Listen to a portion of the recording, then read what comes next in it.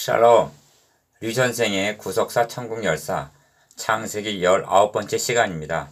제목은 좋은 소식과 나쁜 소식. 말씀은 창세기 18장 1절에서 33절. 18장을 해석하는 열쇠는 여호와께서 이르시되 내가 하려는 것을 아브라함에게 숨기겠느냐 하신 말씀에 있습니다. 17절. 하나님께서는 나의 벗 아브라함의 자손아 이사야 41장 8절 하시고 아브라함을 친구라 하시고 신약성경에서는 그는 하나님의 벗이라 칭함을 받았나니 야고보서 2장 23절 하고 말씀합니다. 18장은 먼저 벗과 친밀한 교제를 나누시고 좋은 소식과 나쁜 소식을 전해주시는데 소돔 고모라를 심판하시리라는 소식을 들은 아브라함이 중보기도를 드리는 내용으로 되어 있습니다. 첫째 단원 1절에서 8절 친밀한 교제. 여호와께서 마므레 상수리 나무들이 있는 곳에서 아브라함에게 나타나시니라 하고 시작이 됩니다. 날이 뜨거울 때 그가 장막문에 앉아 있다가 눈을 들어 본즉 사람 셋이 맞은편에 서 있는지라 합니다. 1절에서 2절 상반절. 아브라함이 장막문에 앉아 있었다는 말은 신학적으로 볼 때 의미심장한 묘사입니다. 19장이 어떻게 시작되는가를 대조해 보시기 바랍니다. 롯이 소돔 성문에 앉아 있다가 합니다. 1절. 장막과 성문은 그곳에 머물고 있는 사람의 신앙 상태를 말해주는 상징입니다.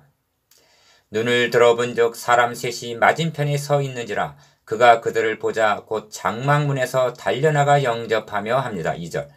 그리고 몸을 땅에 굽혀 이르되 내 주여 내가 주께 은혜를 입었사오면 원하건대 종을 떠나 지나가지 마옵시고 물을 조금 가져오게 하사 당신들의 발을 씻으시고 나무 아래에서 쉬소서 합니다. 3절에서 4절. 아브라함이 이렇게 한 것은 단순한 손님을 접대했다는 뜻이 아니라 내방한 분이 누구신가를 알았다는 점을 나타냅니다. 18장 전체 의미 문맥으로 볼 때 아브라함에게 찾아온 세 분 중에 둘은 천사여 한 분은 하나님 자신이었음을 깨닫게 됩니다. 하나님께서 아브라함에게 여러 번 나타내셨으나 이번에는 사람의 모양으로 나타내신 것입니다. 이것을 신학적으로는 의인 계시라고 말하는데 사람 모양으로 오신 성자 하나님이시라는데 학자들은 동의하고 있습니다. 의인 계시. 그렇다면 이 시점에서 왜 사람 모양 의인으로 나타나셨을까 하는 점입니다. 그것은 아브라함의 자손으로 오실 성자 예수 그리스도는 사람의 몸을 입고 오실 것을 알려주시기 위한 것입니다. 그렇다면 아브라함은 지금 예수 그리스도를 영접하여 대접하며 교제를 나누고 있는 셈입니다. 이 단원을 자세히 관찰해보면 이 장면은 주님께서 볼지어다 내가 문 밖에 서서 두드리노니 누구든지 내 음성을 듣고 문을 열면 내가 그에게로 들어가 그로 더불어 먹고 그는 나로 더불어 먹으리라. 계시록 3장 20절에서 하신 말씀을 그대로 반영하고 있음을 보게 됩니다. 또 요한복음 1장에서 자기 땅에 오매 자기 백성이 영접치 아니하였으나 영접하는 자 곧 그 이름을 믿는 자들에게는 하나님의 자녀가 되는 권세를 주셨으니 하신 말씀의 모형을 보게 됩니다. 요한복음 1장 12절. 내가 떡을 조금 가져오리니 당신들의 마음을 상쾌하게 하신 후에 지나가소서 당신들이 종에게 오셨음이니이다 하니 그들이 이르되 너의 말대로 그리하라 5절 하십니다. 그러나 19장에서는 아니라 우리가 거리에서 밤을 새우리라 합니다. 2절. 그 분들은 기쁜 소식을 가지고 아브라함 가정을 찾아오셨습니다. 너의 아내 사라가 어디 있느냐 하고 방문 목적이 아브라함이 아닌 사라임을 나타냅니다. 장막에 있나이다 합니다. 9절. 그가 이르시되 내년 이맘때 내가 반드시 너에게로 돌아오리니 너의 아내 사라에게 아들이 있으리라 하고 기쁜 소식을 전해주십니다. 사라가 그 뒤 장막문에서 들었더라 합니다. 10절. 그분과 사라 사이에는 장막으로 가려져 있었으나 이 말씀은 사라에게 들으라고 하신 말씀임이 분명합니다. 이 말을 듣는 사라의 가슴은 두 방망이질을 하고 너무 기쁨으로 믿지 못하고 놀랐을 것이 분명합니다. 둘째 단원 9절에서 15절 좋은 소식. 이 말씀을 받은 사라가 속으로 웃으며 이르되 내가 노쇠하였고 내 주인도 늙었으니 내게 무슨 즐거움이 있으리요 12절 하자 여호와께서 능하시지 못한 일이 있겠느냐 기한이 이를 때 내가 너에게로 돌아오리니 사라에게 아들이 있으리라 14절 하고 재차 확정을 하십니다. 여기에서 말씀을 잠깐 멈추고 하나님의 구원 계획이 얼마나 오묘막측하게 펼쳐지고 있는가를 보십시오.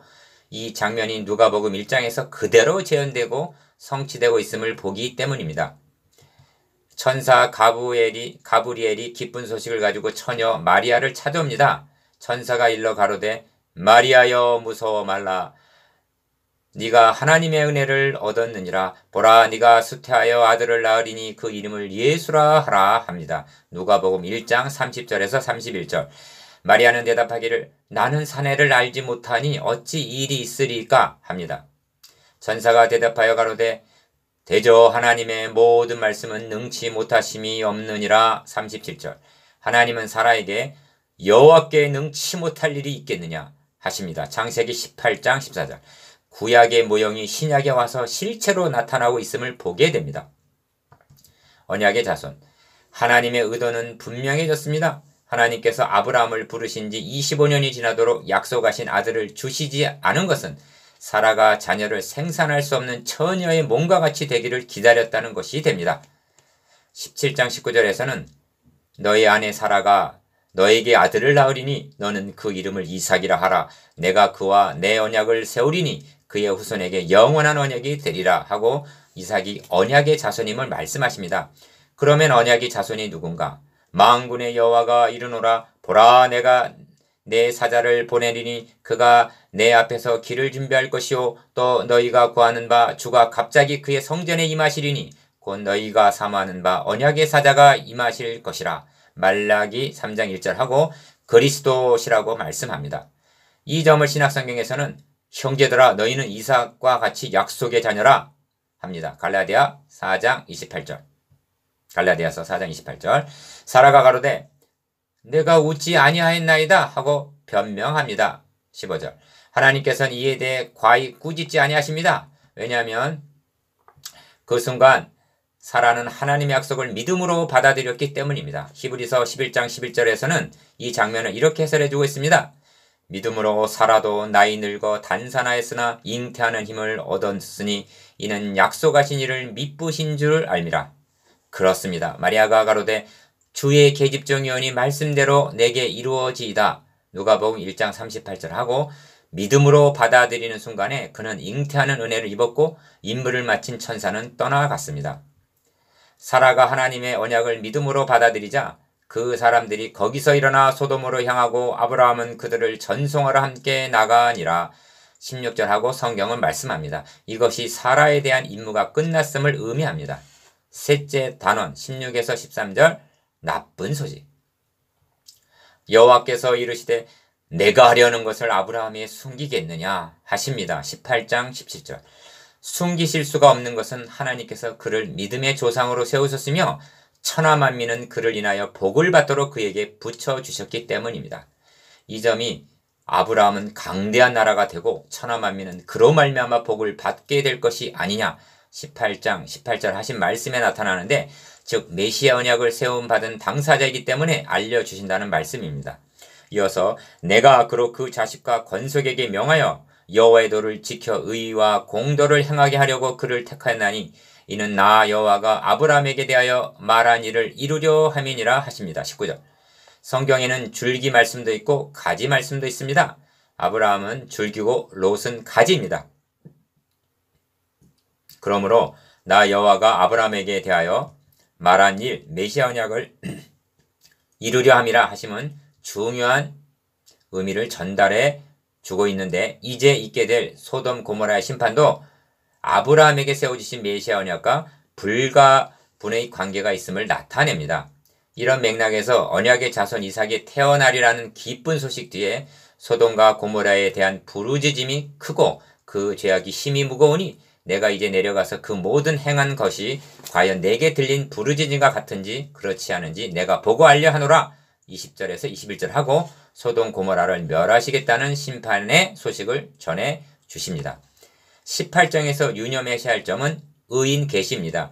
18장에 하나님은 사람 모양으로 나타나셔서 아브라함을 벗으로 여기시어 사람처럼 말씀하시고 사람들 사이처럼 교제를 나누신다는 점입니다. 모세에게도 사람이 자기 친구와 이야기함 같이 여호와께서는 모세와 대면하여 말씀하시며 합니다. 출애굽기 33장 11절. 이렇게 하신 분이 예수 그리스도이십니다. 주님께서는 이제부터는 너희를 종이라 하지 아니하리니 종은 주인이 하는 것을 알지 못함이라. 너희를 친구라 하였노니 내가 내 아버지께 들은 것을 다 너희에게 알게 하였음이라 하십니다. 요한복음 15장 15절. 중보기도. 그 사람들이 거기서 떠나 소돔으로 향하여 가고 아브라함은 여호와의 앞에 그대로 섰더니 합니다. 22절. 무슨 뜻인가? 세 사람 중 두 사람은 천사들로 소돔으로 떠나고 한 분은 하나님이신데 아브라함은 하나님의 앞에 그대로 서 있었다는 것입니다. 하나님께서 소돔 고모라를 심판하시기 전에 아브라함에게 미리 알려주셨다는 것은 크나큰 특권임에 틀림없습니다. 그러나 그 특권은 그들을 대신하여 중보기도를 드려야 하는 무거운 책임을 수반한다는 점입니다. 하나님의 마음이 성 무너진 데를 막아서서 나로 멸하지 못하게 할 사람을 내가 그 가운데서 찾다가 얻지 못했다는 말씀에 나타납니다. 에스겔 22장 30절. 하나님은 심판하시기 전에 중재자를 찾고 계십니다. 참고 이사야 59장 16절. 그러므로 아브라함의 기도는 하나님의 공의에 호소하는 기도요, 의인과 악인을 같이 취급하심이 불가하다는 내용입니다. 한마디로 의인은 구원시켜 주셔야 하지 않습니까? 그래, 의인은 구원시켜 주겠다. 이것이 소돔 고모라의 멸망을 통해 보여주신 구원의 방도입니다. 이런 중보기도는 아무나 감당할 수 있는 것이 아니라 첫째 단원 1절에서 8절에서 본 바와 같이 내가 그에게로 들어가 그와 더불어 먹고 그는 나와 더불어 먹으리라. 계시록 3장 20절에서 하신 하나님과 친밀한 교제를 나누는 자만이 가능하여지는 것입니다. 아브라함이 가까이 나와 이르되 주께서 의인을 악인과 함께 멸하려 하시나이까? 그 성중에 의인 50명이 있을지라도 주께서 그곳을 멸하시고 그 50의인을 위하여 용서하지 아니하시리까? 23절에서 24절 하고 하나님의 공의에 호소합니다. 그러므로 핵심은 주께서 이같이 하사 의인을 악인과 함께 죽이심은 부당하오며 의인과 악인을 같이 하심도 부당하니이다. 세상을 심판하시는 이가 정의 공의를 행하실 것이 아니니까? 25절 한 하나님의 공의입니다. 23절에서 26절 안에는 의인이란 말이 6번이나 등장하는데 의인을 악인과 함께 죽이심은 부당하오며 의인과 악인을 같이 하심도 부당하다는 논지입니다. 25절. 10명의 의인. 그리하여 여호와께서 이르시되 내가 만일 소돔 성읍 가운데서 의인 50명을 찾으면 그들을 위하여 온 적을 용서하리라. 26절. 내가 거기서 45명을 찾으면 멸하지 아니하리라. 28절. 40명으로 말미암아 멸하지 아니하리라. 29절. 30명을 찾으면 그리하지 아니하리라. 30절. 20명으로 말미암아 그리하지 아니하리라. 31절. 아브라함이 또 이르되 주는 노하지 마옵소서. 내가 이번만 더 아뢰리이다. 거기서 10명을 찾으시면 어찌하시나이까? 이르시되 내가 10명으로 말미암아 멸하지 아니하리라 하십니다. 32절. 여호와께서 아브라함과 말씀을 마치시고 가시니 아브라함도 자기 곳으로 돌아갔더라. 33절 합니다. 그렇다면 아브라함은 어찌하여 의인 10명에게 간구하기를 그치고 있는가? 세상을 심판하신 이가 정의를 행할 것이 아니나이까? 25절 한 하나님의 의로심에 비춰볼 때 더 이상 용납이 되지 않았기 때문일 것입니다. 결국 아브라함의 기도는 이루어지지 아니하였습니다. 그것은 소돔 고모라에 의인 10명이 없었기 때문입니다. 그렇다고 소돔에 의인 10명이 없어서 멸망을 당했다고 말하는 것을 조심해야만 합니다. 왜냐하면 성경은 의인은 없나니 하나도 없다 하고 단언하고 있기 때문입니다. 그렇다면 아브라함의 기도는 무의로 끝난 것일까? 아닙니다. 아브라함의 기도는 하나님의 공의를 더욱 드러내는 임무를 수행했던 것입니다. 의로우신 하나님께서는 소돔 고모라를 유황불로 멸하심이 어째서 공의로운 심판이었는가를 그의 기도는 증언해주고 있기 때문입니다. 예수 그리스도께서 담당하신 십자가도 먼저는 하나님의 공의를 만족시켜 드리기 위함이었음을 명심한다는 것은 구속사를 이해하는 데 있어서 중요한 요점이 되는 것입니다. 그렇습니다. 듣든지 아니 듣든지 전해 주어야 하는 전도의 동기도 심판날에 저들의 입을 막으시려는 로마서 3장 19절 하나님의 공의를 위함임을 인식해야만 합니다. 의인은 없다. 그러나 의인은 있다. 본문을 통해서 말씀하시려는 바는 최후의 심판날에 구원을 얻는 방도는 의인이라야 구원을 얻는다는 불변의 진리입니다. 그런데 성경은 율법의 행위로 그의 앞에 의롭다 하심 얻을 육체가 없나니 로마서 3장 20절 합니다. 복음이 무엇인가? 하나님의 의가 나타났다. 로마서 1장 17절, 3장 21절은 라는 소식입니다. 하나님께서 마련해 주셨기에 하나님의 의인 것입니다. 어떻게 받을 수가 있는가? 곧 예수 그리스도를 믿음으로 말미암아 모든 믿는 자에게 미치는 하나님의 의인이 차별이 없느니라. 믿음으로 받습니다. 복음이 왜 필요하게 되었는가? 모든 사람이 죄를 범했음에 하나님의 영광에 이르지 못하기 때문이라 합니다. 로마서 3장 23절. 그러면 나 같은 죄인을 하나님께서 의롭다고 여겨주시는 것이 어떻게 가능해지는가? 그리스도 예수 안에는 속량으로 말미암아 하나님의 은혜로 값없이 의롭다 하심을 얻은 자 되었느니라 합니다. 로마서 3장 24절. 신약성경은 그런즉 한 범죄로 많은 사람이 정죄에 이른 것 같이 한 의로운 행위로 말미암아 많은 사람이 의롭다 하심을 받아 생명에 이르렀느니라. 한 사람이 순종하지 아니함으로 많은 사람이 죄인 된 것 같이 한 사람이 순종하심으로 많은 사람이 의인이 되리라 합니다. 로마서 5장 18절에 19절. 의인은 없습니다. 그러나 의인은 있다고 말씀합니다. 여기에 내가 문이다 내가 길이다 하신 해답이 있는 것입니다. 중보도 하나요. 이 점에서 중보기도에 관해서 생각해 보야만 하겠습니다. 구약교회는 하나님 앞에 치명적인 죄를 2번 저질렀는데 첫째는 금송아지 우상을 만들어 놓고 이스라엘아 이는 너희를 애굽 땅에서 인도해낸 너희의 신이로다 출애굽기 32장 4절 한 것이고 둘째는 우리가 한 지휘관을 세우고 애굽으로 돌아가자 민수기 14장 4절 한 반역 사건입니다. 그러므로 여호와께서 그들을 멸하리라 하셨으나 그가 택하신 모세가 그 어려움 결렬된 중에 그 어려움 가운데서 그의 앞에 서서 그의 노를 돌이켜 멸하시지 아니하게 하였도다. 시편 106편 23절 즉 모세 중보기도로 뜻을 돌이키셨다고 말씀합니다. 그러면 중보자는 둘인가 한 분인가? 신약성경은 하나님은 한 분이시오 또 하나님과 사람 사이의 중보도 한 분이시니 곧 사람이신 그리스도 예수라 합니다. 디모데전서 2장 5절. 그리고 누가 정죄하리오 죽으실 뿐 아니라 다시 살아나시는 그리스도 예수시니 그는 하나님 우편에 계신 자여 우리를 위하여 간구하시는 자신이라. 로마서 8장 34절 하고 이제도 간구하신다고 말씀합니다. 이 점에서 참 중보자의 자격이 무엇인가 하는 점입니다. 첫째는 죄가 없어야 합니다. 히브리서 4장 15절. 죄인은 중보의 자격이 없는 것입니다. 둘째는 대속물 마태복음 20장 28절이 되어 줄 수 있어야만 합니다. 그래서 하나님과 사람 사이의 중보자도 한 분이시니 곧 사람이신 그리스도 예수라 하는 것입니다.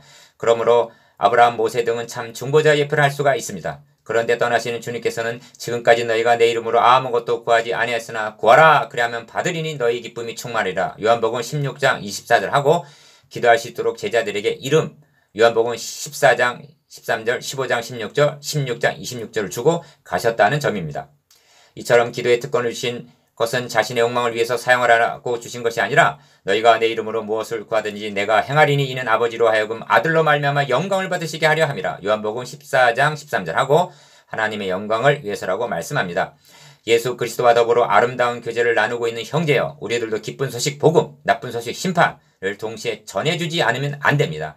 그리고 그리스도의 제자 된 우리에게도 저들을 위한 중보 기도를 드려야 할 책임이 있다는 점을 잊지 마십시오. 18장을 통해서 계시하시는 하나님은 기쁜 소식을 전해주시려고 찾아오신 하나님, 죄를 심판하시는 공의로우신 하나님, 19절 25절 우리와 교제하기를 원하시는 친구 같으신 하나님이십니다. 5절 적용 묵상 질문 첫 번째, 좋은 소식과 나쁜 소식이 무엇입니까? 두 번째, 소돔과 고모라에 행하실 일을 왜 아브라함에게 말씀하셨습니까? 세 번째, 아브라함의 중보 기도는 무엇을 증거한 것이 됩니까?